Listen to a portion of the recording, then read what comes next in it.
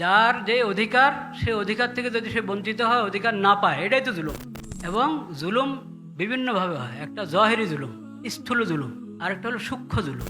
কোনো জাহেলিয়তের যুগে নারীরা এত মজলুম হয় নাই যত মজলুম এই নব্য জাহেলিয়তের যুগে হয়েছে। সব জুলুমের এলাজের জন্যই ইনসাফ ফাউন্ডেশন, ইনশাআল্লাহ। অধিকার কিন্তু সবার আছে। আল্লাহর মাখলুক, মানুষের মধ্যে যত শ্রেণী, যত স্তর, সবার হক দিয়েছে আল্লাহ তাআলা। নবী করিম সাল্লাল্লাহু আলাইহি ওয়াসাল্লামের শিক্ষা হলো আতি কুল্লাযী হাক্কিন হাক্কাহু, প্রত্যেক হকওয়ালাকে তার হক দাও, দেওয়ার ব্যবস্থা করো, চিন্তা করো, ফিকির করো, মেহনত করো।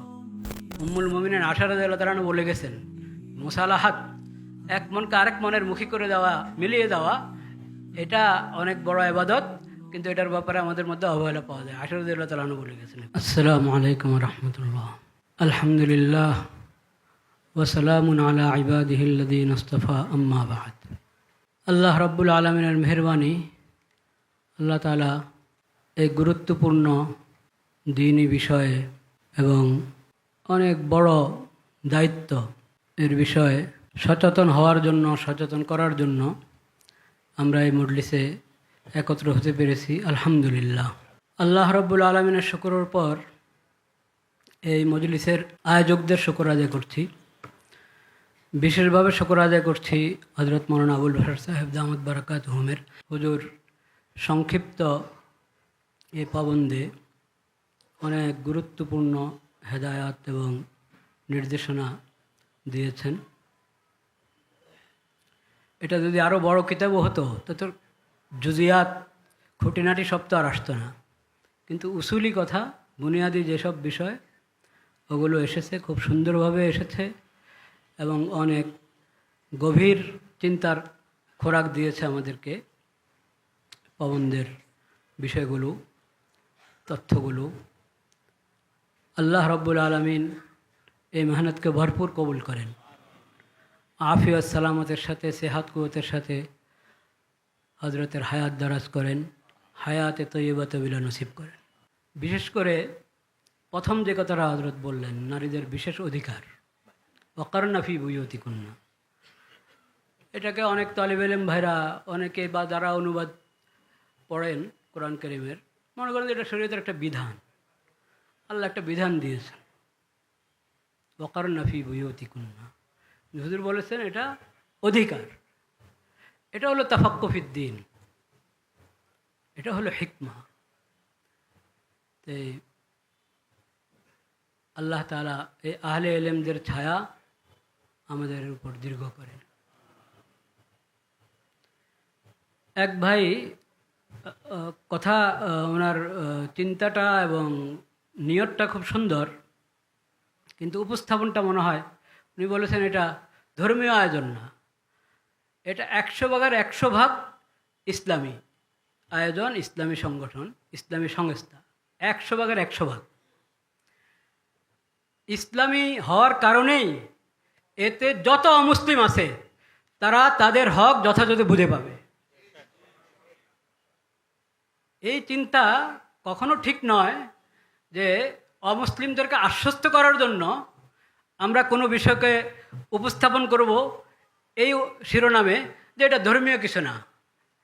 না, এটা অন্য ধর্ম, বিকৃত ধর্ম, গোড়া নাই যেসব ধর্মের, সেই সব ধর্মের ব্যাপারে এটা বলা যায়, চিন্তা করা যেতে পারে।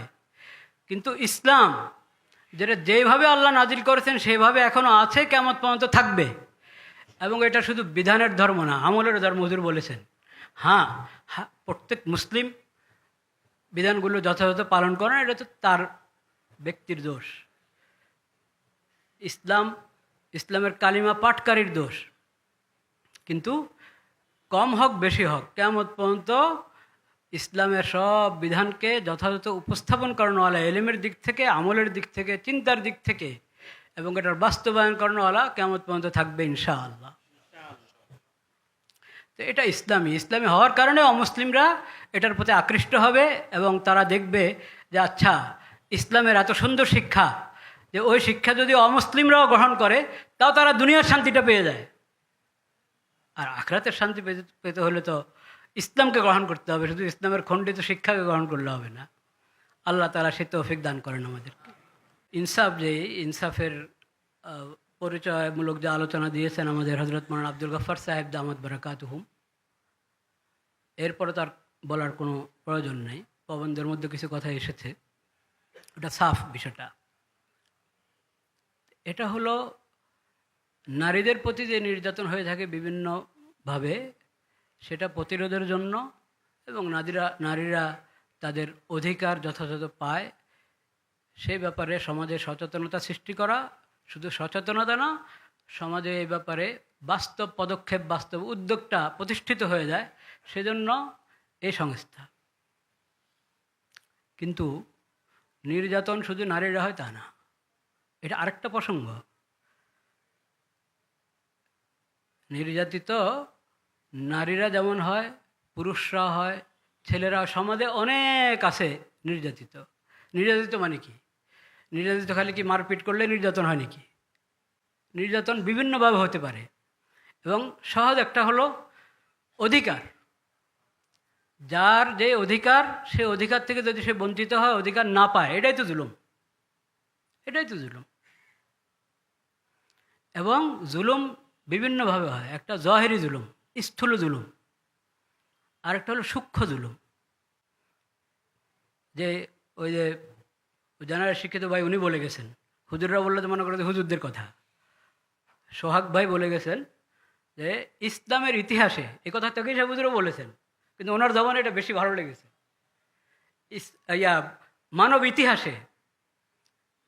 ইতিহাসে কোনো জাহিলিয়তের যুগ, জাহিলিয়ত মানে কি? জাহিলিয়ত অর্থ হলো এলমে ওহির আলো থেকে বঞ্চিত যে সমাজ, যে গোষ্ঠী, যারা তারাই জাহিলিয়তওয়ালা, তারাই জাহিলিয়তওয়ালা। এলমে ওহি থেকে বঞ্চিত, সেটাই জাহিলিয়ত। সেটা পুরানো জাহিলিয়ত হোক আর নব্য জাহিলিয়ত হোক। তো কোনো জাহিলিয়তের যুগে নারীরা এত মজলুম হয় নাই যত মজলুম এই নব্য জাহিলিয়তের যুগে হয়েছে। এটা একটা বাস্তবতা। কিন্তু এই জুলুম হলো সূক্ষ্ম জুলুম। পশ্চিমাদের জুলুম হলো ওমা বাতান, মা জহারা মিনহা ওমা বাতান, মা বাতানা, সূক্ষ্ম জুলুম। আর এখানে আমাদেরকে যেটা বেশি ব্যথিত করেছে, যেটার জন্য আমরা উদ্যোগ শুরু করি, স্থূল জুলুম। দোনো জুলুমের থেকেই নাজাত দেওয়া জরুরি মেয়েদেরকে, নারীদেরকে। স্থূল জুলুম, স্থূল জুলুম, এসব জুলুমের এলাজের জন্যই ইনসাফ ফাউন্ডেশন, ইনশাআল্লাহ। আল্লাহ তাআলা, এটা তো মাত্র এখন শুরুর আন্দাজটা আমরা প্রবন্ধ থেকে এবং মৌলানা আব্দুল গফ্ফার সাহেবের বয়ান থেকে, সভাপতি সাহেবের বয়ান থেকে কিছু আন্দাজ করেছি। আল্লাহ রহমতে ইনশাআল্লাহ আমরা অনেক উজ্জ্বল ভবিষ্যতের আশা করি, ইনশাআল্লাহ। তো ও কথাটা আমার পুরো হয় না। আমি বলতেছিলাম ইসলাম তো শিখা হলো আতি কুল্লিদি হাক্কিন হাক্কাহু, আতি কুল্লাদি হাক্কিন হাক্কাহু। এটা তথাকথিত এই জাহিলি সভ্যতা, পুরানো জাহিলি সভ্যতা হোক আর নতুন জাহিলি সভ্যতা হোক, তাদের মতো না যে একতরফা কথা বলবে, একতরফা কথা, মানে একদিকের কথা। আপনার নারীর অধিকার, তো পুরুষ কি জোর করেছে? পুরুষের অধিকার নেই। শ্রমিকের অধিকার, মালিক কি দোষ করেছে? মালিকের অধিকার নেই। এটা খুব দেখবেন আপনি, অধিকার কিন্তু সবার আছে। আল্লাহর মাখলুক, মানুষের মধ্যে যত শ্রেণী, যত স্তর, সবার হক দিয়েছে আল্লাহ তাআলা। নবী করিম সাল্লাল্লাহু আলাইহি ওয়াসাল্লামের শিক্ষা হলো আতি কুল্লাদি হাক্কিন হাক্কাহু, প্রত্যেক হকওয়ালাকে তার হক দাও, দেওয়ার ব্যবস্থা করো, চিন্তা করো, ফিকির করো, মেহনত করো। তো এটা তো একটা নারীর অধিকার প্রতিষ্ঠার জন্য এই সংস্থা।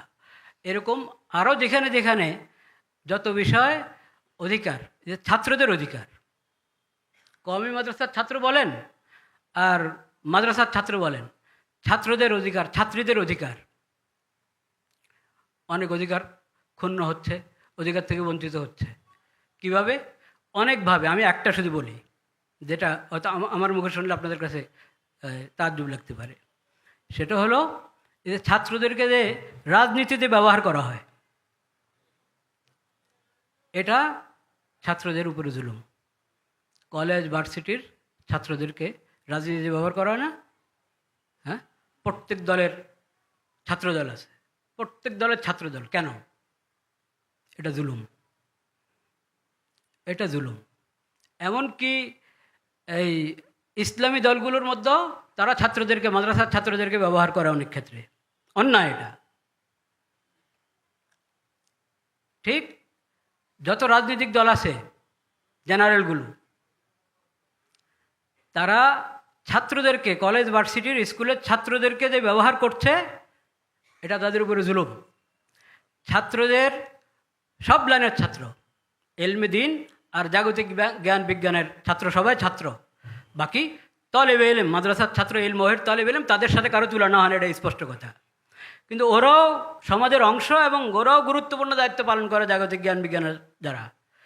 সেই জ্ঞান বিজ্ঞানকে নাস্তিকতা এবং অন ইসলামিক পদ্ধতিতে মুসলিম দেশে পড়ানো, সেটা বিশাল জুলুম, কঠিন জুলুম। ওই জুলুম থেকে ছাত্রদেরকে রক্ষা করতে হবে। আমি ছোট্ট জুলুমটা বললাম যে ওদেরকে দলীয় রাজনীতিতে জড়িয়ে দেওয়া, এই রাস্তা বন্ধ করা জরুরি। তো এরকম অনেক জায়গায় হক লঙ্ঘিত হচ্ছে।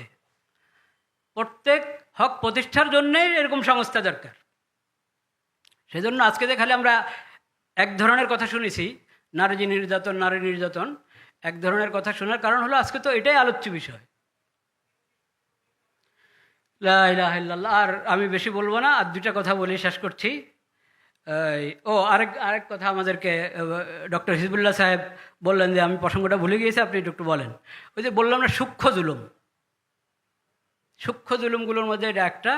এখন পশ্চিমা সভ্যতার এই আগে থেকেই আছে এই দেশে, এখন আরও অনেক কঠিনভাবে বাস্তবায়ন করা হচ্ছে। সেটা হলো সমকামিতার নতুন নতুন রূপ, ট্রান্সজেন্ডার, কি বলে কি এলজিবিটি নাকি, হ্যাঁ, কত প্রকার। মেয়েদেরকে, ছেলেদেরকে নষ্ট করার জন্য পশ্চিমা সভ্যতা থেকে এখানে আনা হচ্ছে। মনে হয় যেন মুসলিম উম্মত ফকির, নাউজুবিল্লাহ। মুসলিম উম্মতের কাছে যেই আল্লাহর হেদায়েত, নবী করিম সাল্লাল্লাহু আলাইহি ওয়াসাল্লামের যে আদর্শ, ওটা থেকে দূরে সরানোর জন্য এমনি তো জাহিলিয়তের অভাব নাই এই দেশেই, আরও আমদানি করা হচ্ছে। আল্লাহ তাআলা যারা আমদানি করছে তাদেরকে আল্লাহ হেদায়েত দান করেন।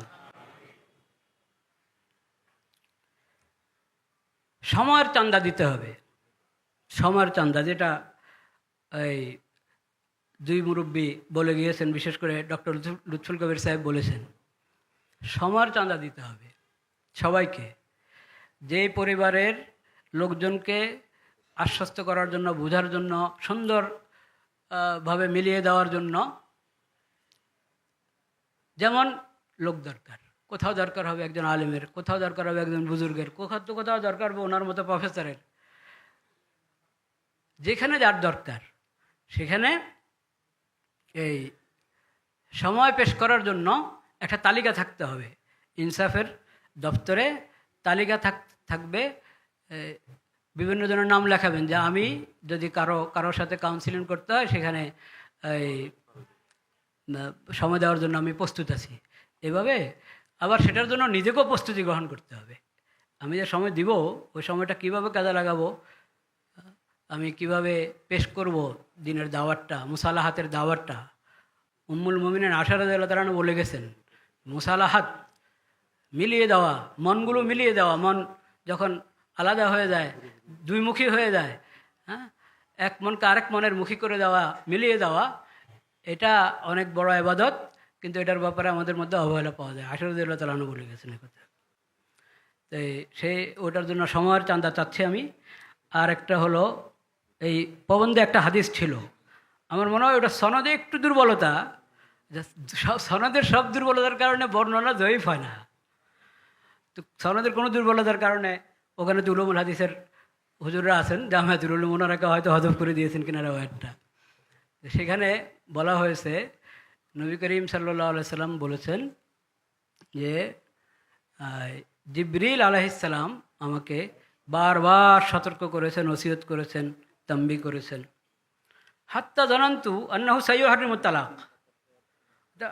জারের ব্যাপারে তো হাদিস আছে মশহুর, ওটা সহিহ হাদিস, সবাই জানে, সহিহ সনদ প্রসিদ্ধ, প্রতিবেশীর ব্যাপারে।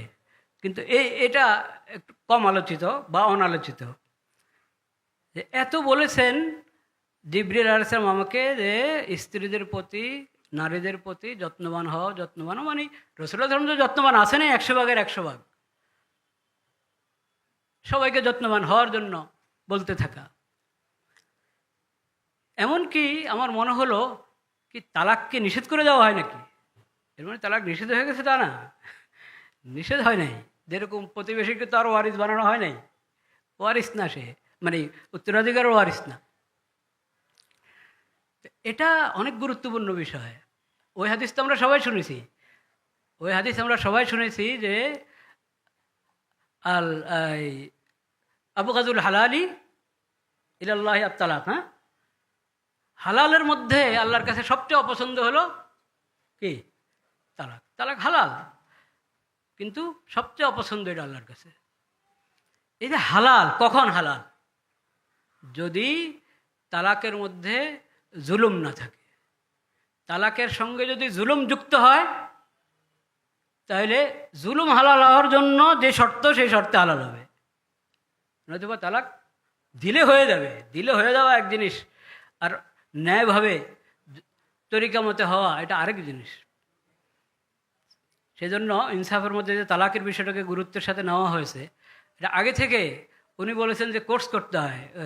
ডক্টর সাহেব, হিজবুল্লাহ সাহেব আমাকে কদিন আগে লাহোরের এক মামলা, ওই দিন উত্তরা যে মজলিস হচ্ছিল, দিন লাহোরের একজন মেহমান ছিলেন, উনি আমাকে বললেন যে ওখানে ওইরকম ফিকির চলছে, তো তারা এই বিয়ের যখনই সংবাদ পায় কিছু মানুষের বিয়ে ঠিক হয়েছে, তো তারা মহিলাদেরকে আলাদা, ওই ছেলেদেরকে আলাদা বিভিন্ন কোর্সের ব্যবস্থা করেন।